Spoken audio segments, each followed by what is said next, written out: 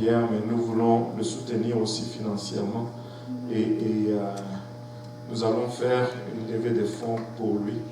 Et quand j'ai parlé, bien sûr, hier avec le frère Boaz, on a compris que à chaque jour, il y a environ entre 150 et 300 personnes qui passent chez lui.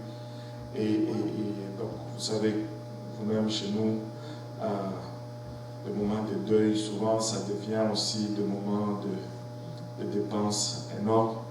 Et nous voulons juste être un soutien. Ça ne m'étonne pas qu'il y ait un si grand nombre, parce que c'était le surintendant du pays et sous sa direction, on a vu la plus grande croissance nationale en Afrique, avec plus de 130 églises en Côte d'Ivoire.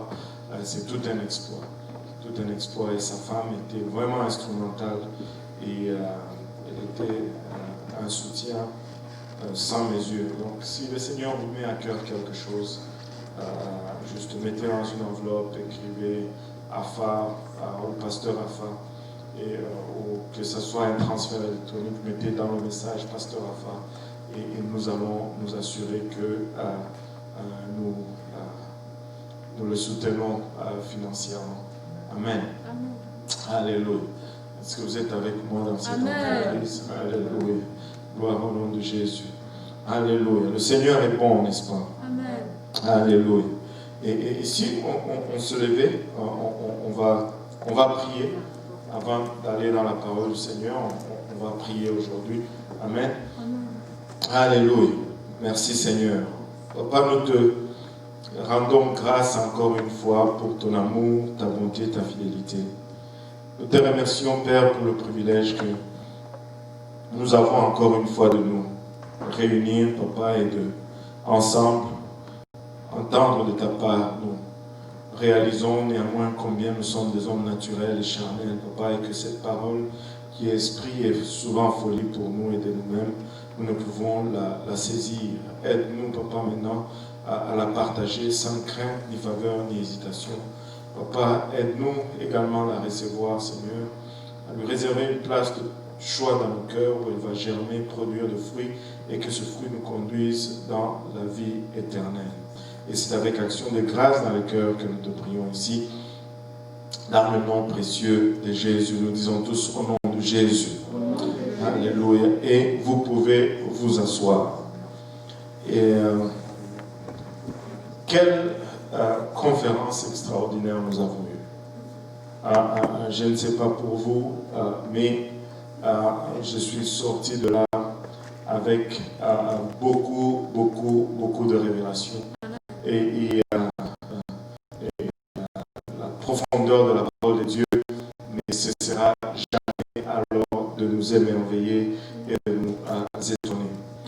Mais au cours de chaque année, tout le long de chaque année, quand nous arrivons à la conférence francophone, au fond, c'est la fin du calendrier, au fait, du programme de la congrégation francophone.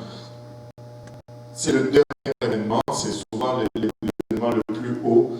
Je parlais avec le patron c'est le frère Jean-Yves, et je parlais avec lui hier, il me disait, en principe, on rentrait juste à la maison après-midi pour se reposer un peu et revenir samedi soir. Et samedi soir, souvent, c'était le plus grand service. Il y avait plus de personnes. On faisait le samedi en furie et toutes ces choses. Mais suite à la pandémie, cette année, c'était un peu différent. On a dû finir à samedi à 13h pour permettre les réunions de prière qui se tiennent, parce qu'on ne peut pas être plus de 25 ici dans le sanctuaire. Mais néanmoins, nous avons ressenti la présence de Dieu. Néanmoins, nous avons entendu de la part de Dieu. Néanmoins, nous avons été confortés, nous avons été encouragés et nous avons été défiés. Là, c'est la fin de 2020. Qui a hâte que 2020 finisse? Vous êtes courageux, vous levez encore. En 2019, on avait posé la même question. Vous aviez hâte que 2019 finisse.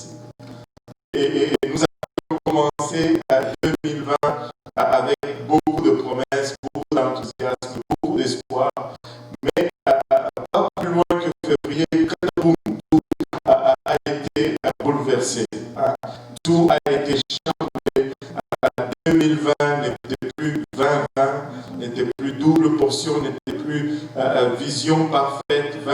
On avait tous les slogans possibles pour 2020.